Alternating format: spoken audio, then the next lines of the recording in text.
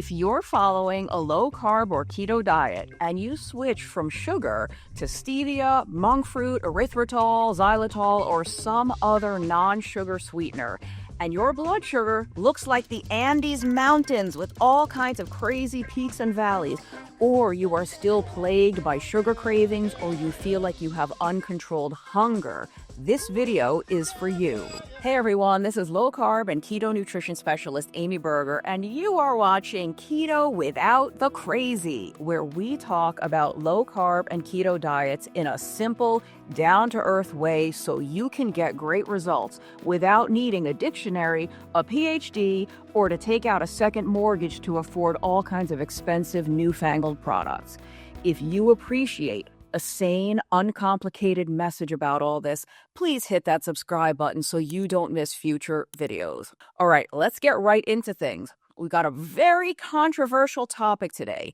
We're talking about non-sugar sweeteners. And the reason this is so controversial is because non-sugar sweeteners is a very large category that includes a lot of individual things, one of which is artificial sweeteners. I can see some of you clutching your pearls from here. So artificial sweeteners are probably one of the most contentious, hotly debated things in the keto world. These are mainly sucralose, saccharin, and aspartame. And you're probably familiar with them with the pink, blue, and yellow packets that you see at a diner or a restaurant when you sit down, and they're in that little container on the table. And so these are very controversial. Is that a newsflash for you? The thing is, though, that people have been using these for a very, very long time. They've been using them for a long time in the process of losing tremendous amounts of weight, completely reversing type 2 diabetes, reversing PCOS, reversing fatty liver, reversing metabolic syndrome, improving or completely reversing a huge number of metabolic health issues. And so whatever fear-mongering might be done around these things, they don't seem to be interfering with all of the amazing results that people want to get from carbohydrate restriction.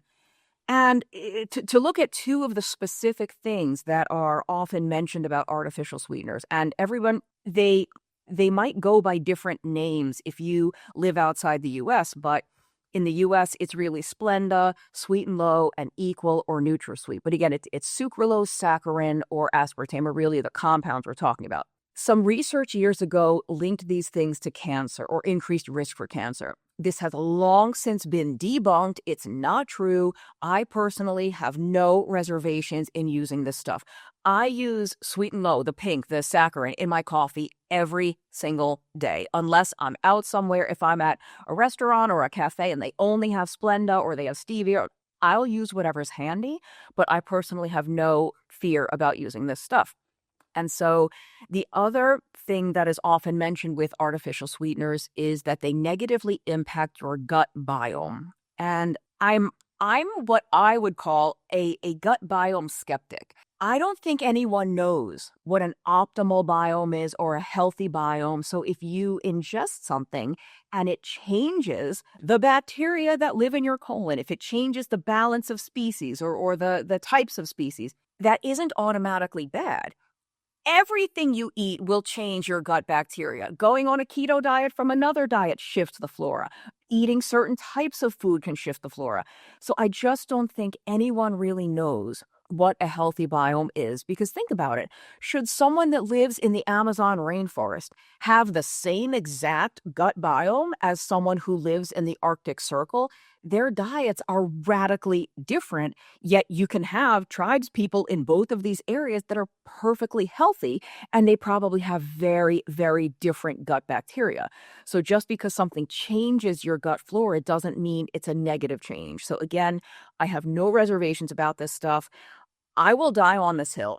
I know that there's really, truly a lot of fear-mongering about this stuff, but if you or someone you know is living with morbid obesity or type 2 diabetes or PCOS or fatty liver or any of these things that we know are, driven by or exacerbated by chronically high blood sugar or insulin, I am begging you to switch to diet soda. If you're currently drinking a 6-pack of the full sugar stuff or the full high fructose corn syrup stuff, switch to diet juice or low calorie juice if you're currently polishing off a quart of orange juice or grape juice every morning. I mean, if you're not convinced, get a CGM, get a glucometer. That's all I can really say. I think these are an absolute net positive for some people.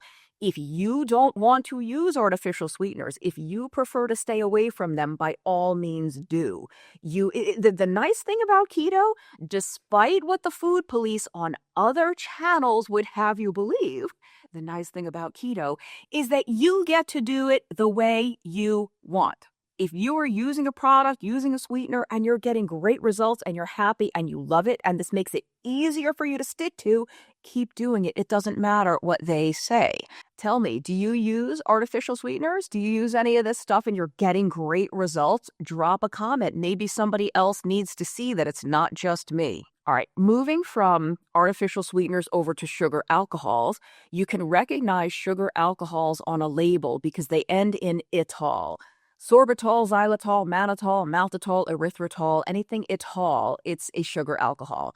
And these things, some people would call these natural. Remember, I used those air quotes earlier because sugar alcohols occur naturally in some foods, but they occur in teeny tiny amounts, in really, really small concentrations. So think about if you go to the store and you buy a bag of xylitol or a bag of erythritol and it's a crystalline white powder. Is that really natural? You know, your definition of natural might be different from mine. So these things are natural in the sense that they are a naturally occurring compound, but when they are produced in factories at mass scale, you've got this, this white powder. That erythritol comes from corn, but that powdered white stuff in a bag that has erythritol on the label doesn't look quite as natural as an ear of corn, right? But who cares? I personally don't care whether something is artificial or natural. I care about the metabolic impact it has. My friend Siobhan Huggins once said at a conference, I don't care how processed something is. I care about the metabolic effects. Amen. Hallelujah. Could not agree more. And I would apply that sentiment equally to these sweeteners or to something artificial. I don't care how artificial something is. I care about the metabolic effects. And again, these artificial sweeteners really should not be budging your glucose at all. Sugar alcohols, on the other hand, do actually have a glycemic impact. They all differ. So like sorbitol versus mannitol versus xylitol, they're all different. And not only are they inherently all a little bit different, the way that your body responds might be different. You might have one type of impact from xylitol, a different impact from sorbitol, or you might have a different impact from somebody else. Two people can eat the exact same thing and have very different responses in terms of blood sugar and insulin. So the sugar alcohols, compared to artificial sweeteners and compared to the other natural sweeteners we'll get to in a minute, these are more likely to have an impact on your blood sugar. But again, doesn't mean you can't have them. If you are okay with whatever impact they are having, if they don't cause you to crave more and more, they're not automatically problematic. I just want to tell you that sugar alcohols are a little bit more likely to have that impact compared to the artificial sweeteners.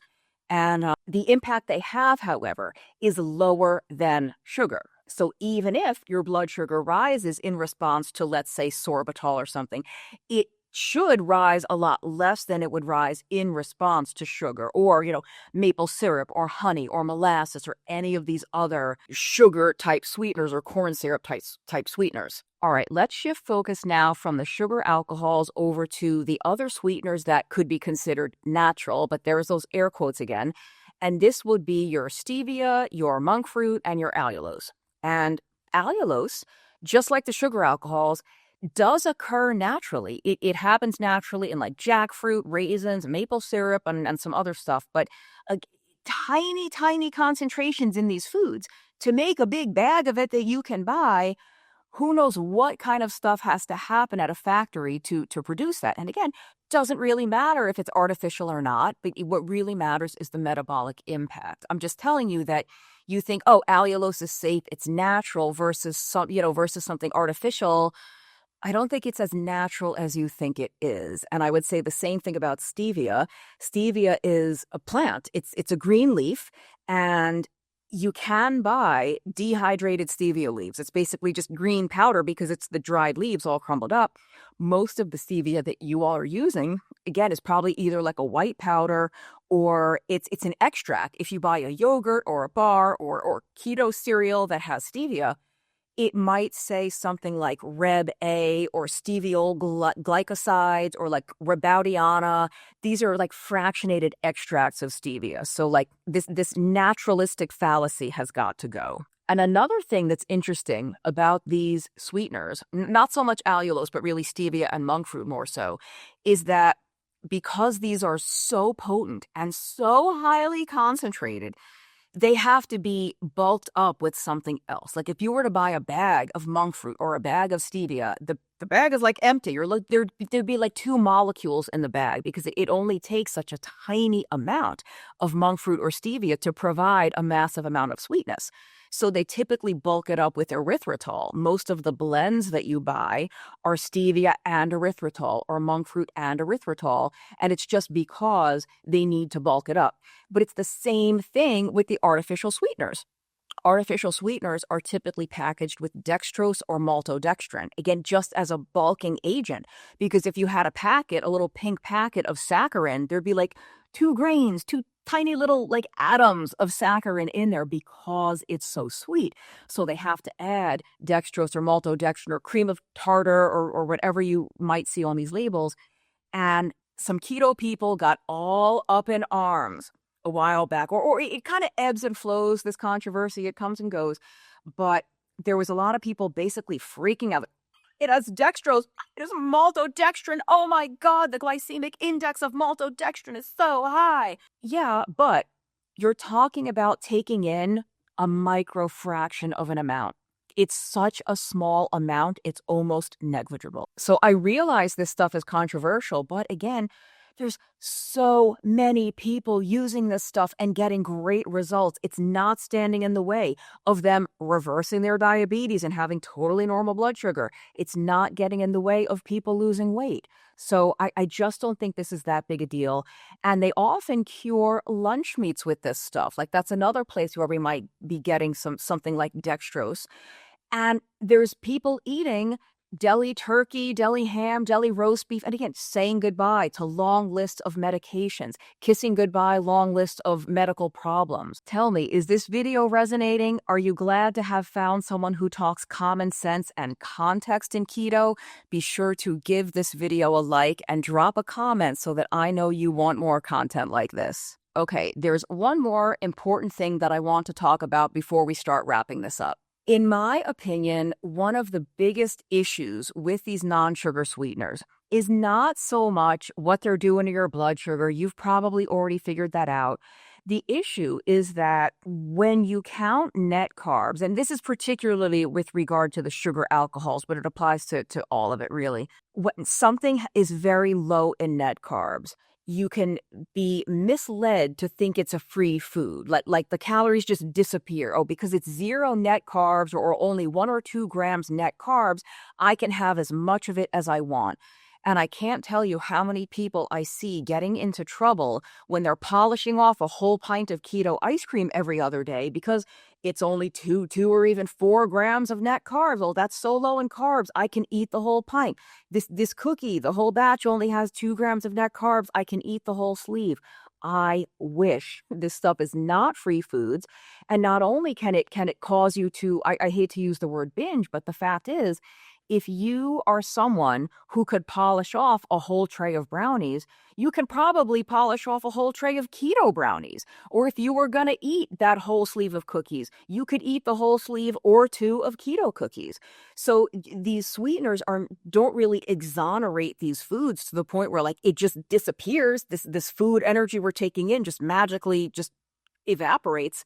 I so wish. And another drawback to this kind of stuff is that it can perpetuate the sugar addiction or the sweet addiction. It can keep you tethered to that need or that desire for something sweet. And there's nothing wrong with that, but I would hate for you to trade a sugar addiction for a Splenda addiction or for a monk fruit addiction. Are you better off, metabolically speaking, eating more of the non-sugar sweeteners? Yes, but ultimately, the end goal should really be to either break ourselves of the need for something sweet completely or to greatly reduce our dependence on it, to not need to be constantly snacking on all of these sweet things. And for most people, a keto diet does that automatically when you count total carbs and you're not eating all of these keto treats and snacks that keep you tied to that need for those sweet things. Okay, let's wrap things up here. If you learned something today, or if you've got a friend who's following a keto diet and they're wondering why it's not working, and every time you visit them, their house is just loaded with all kinds of keto stuff, those packaged goods with the keto label on it, please share this with them so they can be set straight. And until next time, thank you for watching, and you keep that crazy out of your keto.